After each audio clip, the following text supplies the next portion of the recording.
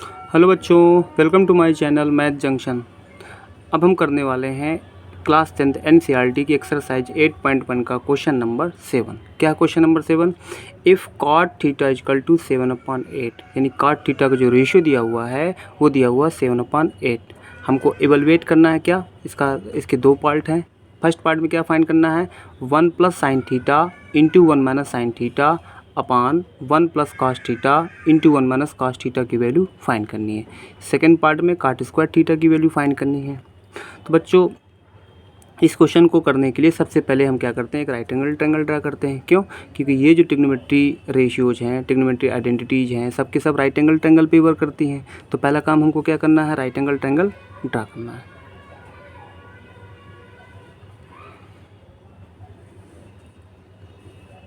ये आपका हो गया ए वर्टेक्स, ये हो गया बी और ये सी, यानी कि इस राइट एंगल में जो वर्टेक्स बी है वो 90 डिग्री पर है। अब जो इंफॉर्मेशन दी हुई है cot थीटा इजकल टू 7/8, तो आपको एक एक्सप्रेशन मालूम ही है क्या, perpendicular base perpendicular upon hypotenuse और बेस। इसमें जो साइन थीटा होता है क्या होता है, perpendicular upon hypotenuse cos theta base upon hypotenuse tan theta perpendicular upon base.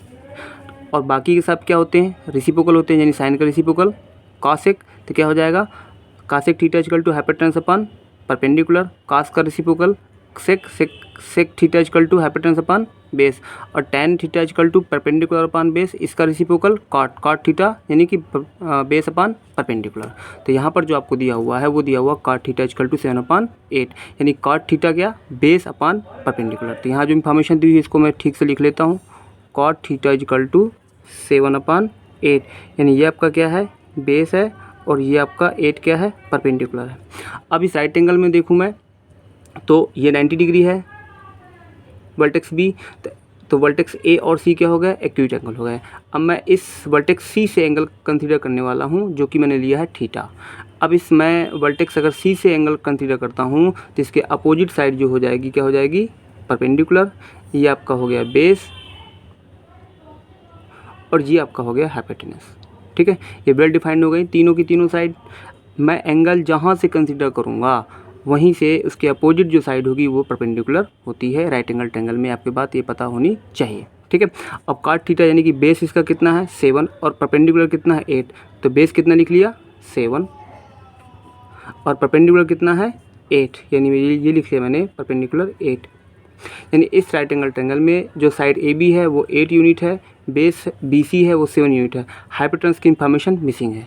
तो इसके लिए पाइथागोरस थ्योरम का यूज करूँगा मैं। क्या पाइथागोरस थ्योरम क्या है, हाइपोटेनस का स्क्वायर इजकल टू बेस का स्क्वायर प्लस परपेंडिकुलर का स्क्वायर। हाइपोटेनस का स्क्वायर यानी ए सी हो गया, बेस कितना हो गया, बेस यानी कि B C square plus perpendicular यानी कि ए बी स्क्वायर। ठीक है, अब A C square is equal to B C कितना है आपका, यानी बेस 7 का स्क्वायर प्लस ए बी कितना है, परपेंडिकुलर यानी 8 का स्क्वायर। तो 7 का स्क्वायर और 8 का स्क्वायर, 7 का स्क्वायर हो गया 49 और 8 का स्क्वायर हो गया 64। आपने इसको ऐड कर लिया, 9 + 4 3, 6 + 4 10 + 1 11, यानी यहाँ से ए सी इजकल टू आपको मिल जाता है अंडर रूट के अंदर 113, यानी हाइपोटेनस आपको मिल जाता है 113।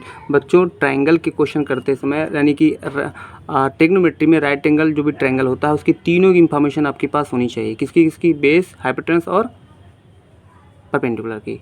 हाइपोटेनस परपेंडिकुलर और बेस तीनों साइड की इन्फॉर्मेशन होनी चाहिए, तभी ये क्वेश्चन सॉल्व होते हैं।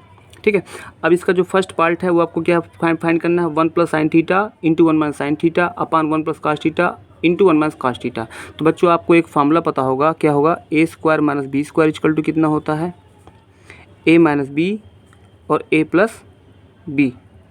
इस अगर आप फर्स्ट वाले पार्ट को देखिए तो कुछ इसी टाइप में लिखा हुआ है, जैसे 1 plus sine theta 1 minus sine theta है, यानी 1 को आप ए कंसीडर करिए, साइन को आप बी कंसीडर करिए। तो ए प्लस बी यानी 1 प्लस साइन, ए माइनस बी यानी 1 माइनस साइन। तो आप इसको क्या लिख सकते हैं, इसको आप लिख सकते हैं क्या, 1 plus sine theta upon into 1 minus का sine theta upon 1 plus cos theta into 1 minus cos theta. बच्चों आप इसको लिख सकते हैं क्या, 1 का स्क्वायर माइनस साइन थीटा का स्क्वायर अपान 1 का स्क्वायर माइनस कॉस थीटा का स्क्वायर। कैसे, 1 plus sine theta 1 minus sine theta यानी a plus B A minus B यानी ए square minus B square, a plus B A minus B यानी ए square minus B square. बच्चों आपका ये हो जाएगा 1 का स्क्वायर 1 साइन थीटा का square sine square theta upon 1 minus का कास स्क्वायर थीटा।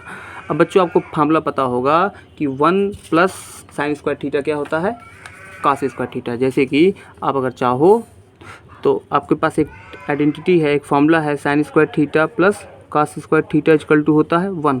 अगर आपको साइन स्क्वायर थीटा की वैल्यू फाइंड करनी है तो साइन स्क्वायर थीटा आपने यही रखा 1, इसको आप इस साइड ले गए यानी राइट साइड ले गए तो ये हो गया प्लस की जगह माइनस में, और आपको साइन थीटा इक्वल टू मिल जाता है अंडर रूट के अंदर 1 माइनस का कास स्क्वायर थीटा। या आपको कास स्क्वायर थीटा की वैल्यू फाइंड करनी हो तो cos square theta equal to कितना हो जाएगा 1 माइनस, इसको इधर ले गए तो माइनस में हो गया, तो ये हो गया साइन स्क्वायर थीटा। यानी ये आपको मिलते हैं 2 फार्मूले, यानी एक फार्मूले से आपको 3 फार्मूले बनते हैं, इसको आपको यूज करना आना चाहिए। तो आप 1 माइनस साइन स्क्वायर थीटा क्या लिख सकते हैं, कास स्क्वायर थीटा लिख सकते हैं, और 1 माइनस कास स्क्वायर क्या लिख सकते हैं, साइन स्क्वायर थीटा लिख सकते हैं। इसको आप लिख सकते हैं ultimately sine cos theta upon sine theta ये होल स्क्वायर। अब बच्चों आपको पता है कि कॉस अपान साइन क्या होता है, cos theta upon sine theta ये आपका होता है tan theta, sorry cot theta, और sine theta upon cos theta ये आपका होता है टेन थीटा।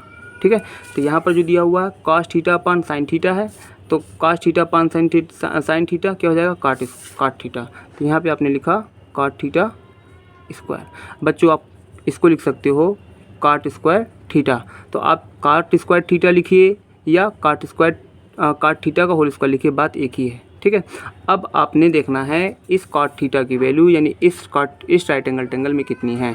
तो काट थीटा आपका क्या होता है, यानी काट का रेशियो क्या होता है, वही आपका होता है बेस अपान परपेंडिकुलर। बेस कितना है BC कितना है 7, आप लिख लीजिए 7 अपान फिर क्या है परपेंडिकुलर कितना है AB कितना है 8, आपने स्क्वायर लगा दिया तो ये 7 का स्क्वायर कितना हो गया 49 और 8 का स्क्वायर क्या हो गया 64। यानी अल्टीमेटली आपको cot square theta equal to मिल गया 49 अपान 64। आपने क्या किया था इस एक्सप्रेशन को सिंप्लीफाई करके इसमें तब्दील कर लिया था, तो cot square theta equal to 49 upon 64। यानी ये जो आपका एक्सप्रेशन है वो सॉल्व होने के बाद सिंप्लीफाई होने के बाद बनेगा काट स्क्वायर थीटा, और इसकी वैल्यू आपने निकाली है 49 अपान 64।